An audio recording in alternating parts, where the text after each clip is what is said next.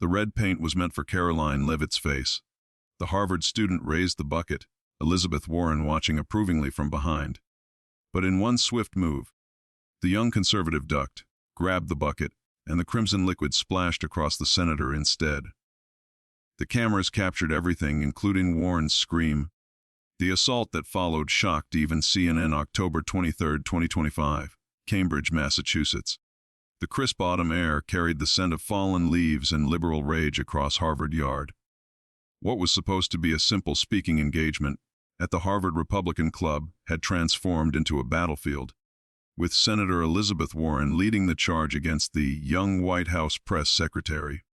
Karoline Leavitt had been invited by the small but determined Harvard Republican Club to speak about conservative women in politics. The club, consisting of barely 50 members and a sea of 6,000 undergraduates, had followed all proper procedures.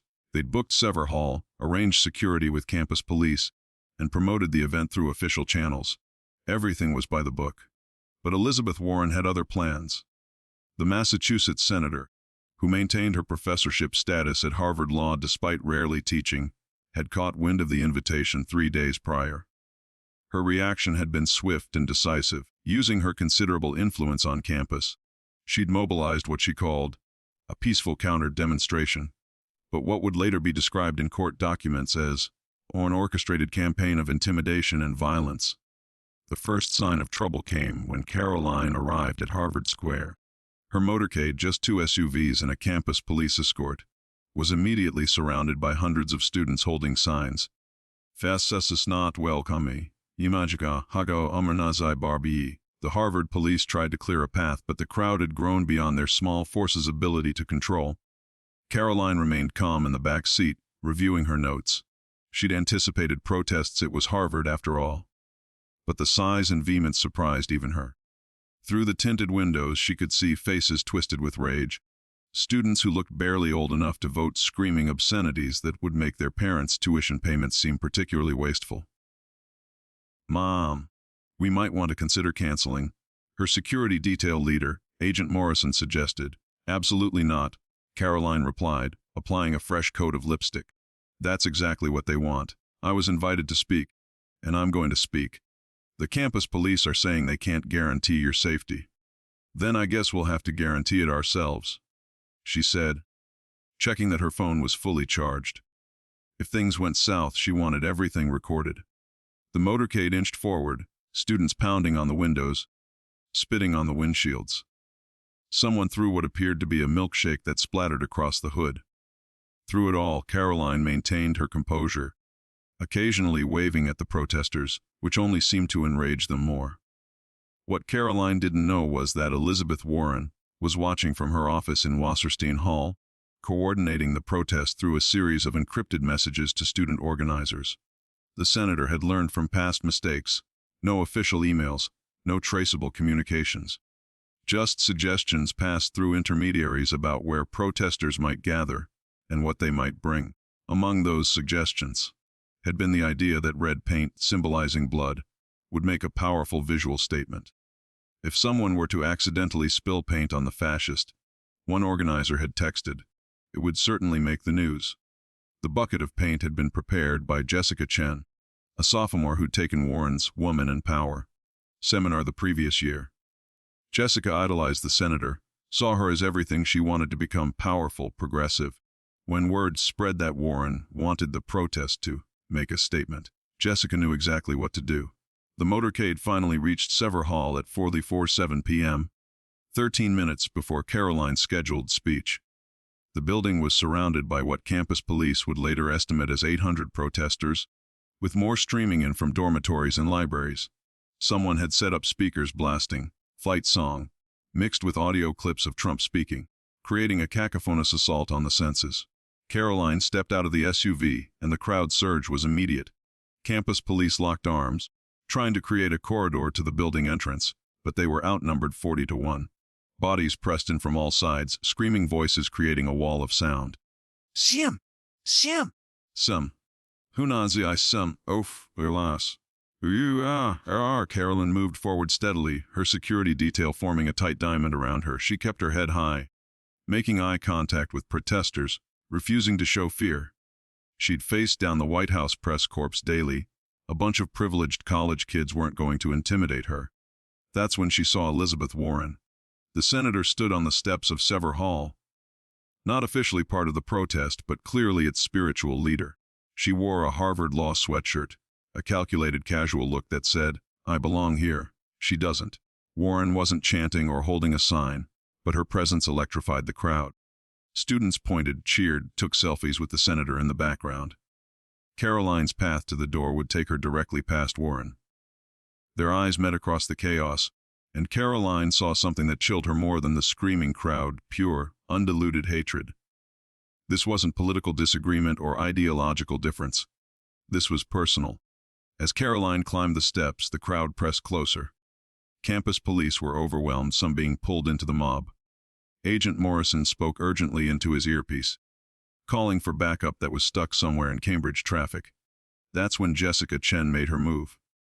The sophomore had positioned herself perfectly, paint bucket hidden behind a pillar. As Karoline approached the door, Jessica stepped out, raised the bucket, and aimed for the press secretary's face. The plan was simple: drench the fascist in blood, red paint, create an iconic image of resistance that would go viral. But Karoline had noticed movement in her peripheral vision. Years of dealing with hostile crowds had given her almost supernatural situational awareness. As Jessica raised the bucket, Karoline ducked and pivoted in one smooth motion, her hand shooting out to grab the bucket's handle. The momentum was too much for Jessica to control. The bucket twisted in their mutual grip, and 5 gallons of crimson paint erupted in an arc that seemed to hang in the air for a moment before splashing directly onto Elizabeth Warren. The senator had been standing just behind Jessica, ready to witness her protege's moment of resistance. Instead, she took the full force of the paint explosion. Red liquid coated her from head to waist, drenching her hair, covering her face, ruining her calculated casual outfit. For a moment, the entire crowd froze. The only sound was paint dripping onto the historic stone steps. Then Warren screamed, "You little bitch!" The word echoed across Harvard Yard, captured by hundreds of phones, live-streamed to thousands more. The senior senator from Massachusetts, former Harvard law professor, presidential candidate, had just screamed a gendered slur at a woman half her age. But Warren wasn't done. Blinded by pain and rage, she lunged forward, her hands reaching for Karoline's throat. The younger woman tried to step back, but Warren's paint-slicked fingers found purchase on Karoline's blazer, yanking her forward. "You think you can come here?" Warren snarled, her face a mask of red paint and fury. "You think you can spread your poison at NY University?" Karoline grabbed Warren's wrists, trying to break free. "Senator, you're assaulting me!" "There are cameras everywhere. I don't care," Warren screamed, her grip tightening. "You're destroying everything!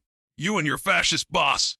The crowd, which had been baying for Karoline's blood moments before, now stood in shocked silence. This wasn't what they'd expected. Their hero, their progressive icon, was physically attacking someone on camera. Agent Morrison tried to intervene, but Warren's supporters in the crowd blocked him. Karoline was on her own, grappling with a paint-covered senator who seemed to have completely lost her mind. "Get off me," Karoline shouted, finally managing to push Warren away. The senator stumbled backward, slipped on the paint, slick steps, and fell hard onto the stone. The crack of her tailbone hitting granite was audible even over the crowd's gasps. Warren lay there for a moment, covered in red paint, writhing in pain before struggling to her feet. Her eyes were wild, unfocused. "Arrest her," she screamed at the campus police. "She assaulted me." "Mom," one of the officers said carefully, "we saw what happened. You attacked her." "I'm a United States Senator," Warren shrieked. "I'm ordering you to arrest this fascist." "Senator, you need to calm down," the officer continued. "You're the one who committed assault. It's all on video." Warren looked around wildly, finally seeming to notice the hundreds of phones pointed at her. The live streams, the recordings, the evidence. "No," she said, her voice smaller now. "No, that's not. I was defending. You grabbed me by the throat," Karoline said clearly, making sure her words carried. "After your student tried to assault me with paint." This is what passes for civil discourse at Harvard now. Physical attacks on invited speakers. Some in the crowd began to shift uncomfortably. The narrative was changing before their eyes. They'd come to protest a fascist, but instead they were witnessing their progressive hero covered in paint, exposed as violent and unhinged. She provoked it? Someone shouted from the crowd. Karoline turned toward the voice. I provoked it by accepting an invitation to speak, by exercising my First Amendment rights. Is that what they teach at Harvard now? That disagreement justifies violence? You're not welcome here, another student yelled. Apparently neither is free speech, Karoline shot back, or civil behavior, or basic human decency. Warren was trying to wipe paint from her eyes, succeeding only in smearing it worse. This isn't over, she hissed at Karoline. You're right, Karoline agreed. It's just beginning. Assault charges, ethics violations, probably a Senate censure. All because you couldn't tolerate someone with different views speaking on your campus. I'll destroy you, Warren said, her voice low and venomous. Senator, you just destroyed yourself, Karoline replied. And everyone saw it. Campus police finally managed to restore some order, creating a barrier between Warren and Karoline. EMTs were called for the senator, who was complaining of back pain from her fall. The crowd began to disperse, many looking shell-shocked at what they'd witnessed. Karoline straightened her blazer, which bore red paint handprints from Warren's grip. She looked at the door to Sever Hall, where 50 Harvard Republicans waited to hear her speak. I'm still giving my speech, she announced to the remaining crowd. Unlike Senator Warren, I believe in dialogue, not violence. Anyone who wants to hear a different perspective is welcome to attend. Peacefully. To everyone's surprise, several protesters lowered their signs. A few even followed Karoline into the building. The speech itself was anticlimactic after the drama outside. Karoline spoke for 30 minutes about her journey in politics, the challenges facing conservative women, the importance of intellectual diversity. She took questions, including hostile ones from protesters who'd entered, answering them calmly and thoroughly. Meanwhile, outside, Elizabeth Warren was being treated by EMTs. The paint had been checked, non-toxic water-based, exactly what you'd use for a student art project. But the damage to Warren's image was permanent. Videos of the incident exploded across social media within minutes. Fair Warren assault, Fa Paintgate, and Fay Harvard shame all trended globally. The footage was damning, Warren screaming profanity, lunging at Karoline, grabbing her by the throat, falling on the steps. No amount of spin could change what millions saw with their own eyes. Conservative media had a field day. Screamed Fox News. PRS of Ravioli NCATRVR bannered the Wall Street Journal. Even mainstream outlets couldn't ignore the story. CNN's headline read, Warren faces assault investigation after Harvard incident. But perhaps most damaging were the reactions from Warren's own side. Progressive commentators who would normally defend her were silent or critical. This is not who we are, tweeted a prominent left-wing activist. Violence is never acceptable, no matter who commits it. Warren's office released a statement that evening. Senator Warren regrets the unfortunate incident at Harvard today. She was defending students' safety from provocative actions by right-wing agitators. But the statement only made things worse. Calling Karoline's presence provocative seemed to justify violence. The phrase regrets the incident fell short of an actual apology, and claiming she was defending students, when video showed her as the aggressor insulted everyone's intelligence. Karoline held a press conference the next morning, displaying her paint-stained blazer. The handprints where Warren had grabbed her were clearly visible. I went to Harvard to engage in civil discourse, she said calmly. I was met with violence. Not from students who, however misguided, were exercising their right to protest, but from a United States senator who thought her position put her above the law. Will you press charges? A reporter asked. I'm consulting with attorneys, Karoline replied. But more importantly, I hope this serves as a wake-up call. When elected officials think they can physically attack those they disagree with, we've crossed a dangerous line. Senator Warren says you provoked the incident. Karoline's eyes flashed. I provoked it by existing, by daring to have different views, by accepting an invitation to speak. If that's provocation, then free speech is dead at Harvard and in the Democratic Party. The Harvard administration, which had been notably silent during the protest planning, suddenly found its voice. The university president released a statement condemning violence and promising a full investigation. The Harvard Republican Club, meanwhile, saw its membership applications increase by 400%. But the real drama was just beginning. The Suffolk County District Attorney, under pressure from all sides, announced a criminal investigation. Security footage from multiple angles was collected. Witness statements were taken. The evidence was overwhelming. 3 days later, Elizabeth Warren was formally charged with assault and battery. The image of Warren being fingerprinted, still traces of red paint in her hair despite multiple washings, became iconic. The woman who'd built her career on fighting the powerful had become the powerful abusing her position.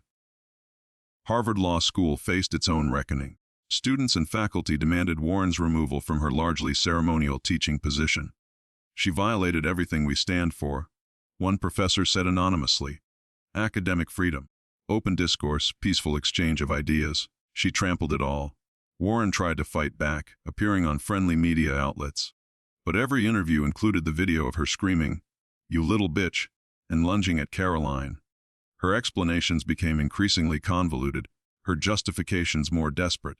"I was defending democracy," she told MSNBC. "Be assaulting someone?" The host asked, unusually pointed. "She represents fascism?" "She's a 27-year-old press secretary senator.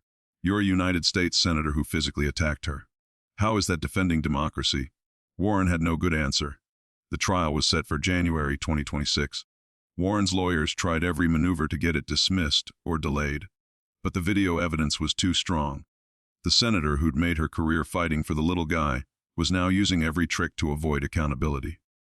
Meanwhile, Karoline became an unexpected hero, not just to conservatives but to free speech advocates across the spectrum.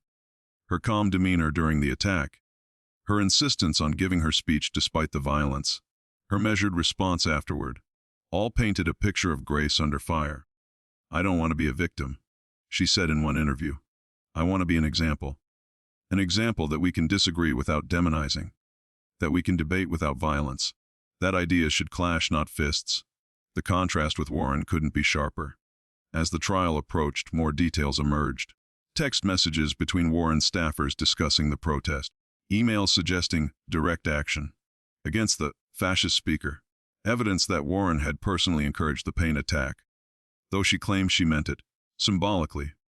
Jessica Chen, the student who'd thrown the paint, was expelled from Harvard and charged with assault. In her confession to police, she said, "Professor Warren told us to make a statement. She said sometimes you have to fight fascism with direct action. I thought I was being a hero." The trial itself was swift. Warren's lawyers argued she was provoked, that she feared for student safety, that her actions were justified. But the video told a different story. 12 jurors watched Warren grab Karoline by the throat and unanimously found her guilty. The sentence, 6 months probation and 100 hours of community service, was lenient. But the real punishment was to Warren's reputation and career. Calls for her Senate resignation grew louder. Her committee assignments were stripped. Her presidential ambitions were dead. "I want to address Senator Warren directly," Karoline said after the verdict. "You called me a fascist, but fascists use violence to silence opposition. That's what you did. You became everything you claimed to fight against." Warren never responded publicly. She served out her Senate term in increasing irrelevance, a cautionary tale of how hatred can corrupt even those who claim the moral high ground. The Harvard incident became a watershed moment in American political discourse. Universities implemented new policies protecting speakers. Politicians became more careful about encouraging protests. The line between passionate opposition and criminal violence was clearly drawn. But perhaps the most lasting impact was on the hundreds of Harvard students who witnessed the event. They'd come to protest what they'd been told was evil incarnate. Instead, they saw their hero lose control and their supposed enemy respond with dignity. Several students publicly apologized to Karoline. One wrote in the Harvard Crimson, "I came to protest a fascist. I left questioning everything I'd been taught about who the real fascists are." Elizabeth Warren's office in Wasserstein Hall was quietly cleaned out. Her name was removed from the faculty directory. The woman who'd claimed Native American heritage to get hired at Harvard left in disgrace, undone not by her decades-old lie but by her very current violence. Karoline returned to Harvard a year later, invited by the now thriving Republican Club. This time, there were no protests. She spoke about forgiveness, about moving forward, about the importance of maintaining civility even in disagreement. "Senator Warren taught me something important," she concluded. "She taught me that when we let hatred consume us, we become what we claim to oppose. I hope she's found peace. I hope she's learned that in America, we settle differences with words, not fists. The red paint stains on the steps of Sever Hall took months to fully fade.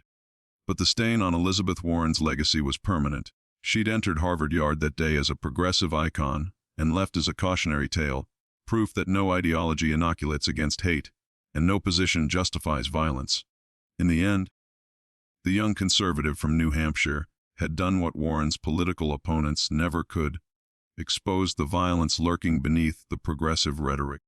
And she'd done it not with attacks or tricks, but by simply showing up and letting Warren destroy herself. The security footage from that October day remains on YouTube, a reminder that in modern America everyone is watching, and actions have consequences. Even for senators, especially for those who claim moral superiority while practicing moral bankruptcy. Harvard's motto is Veritas, truth. On that paint-splattered afternoon, truth won. Just not the way Elizabeth Warren had planned.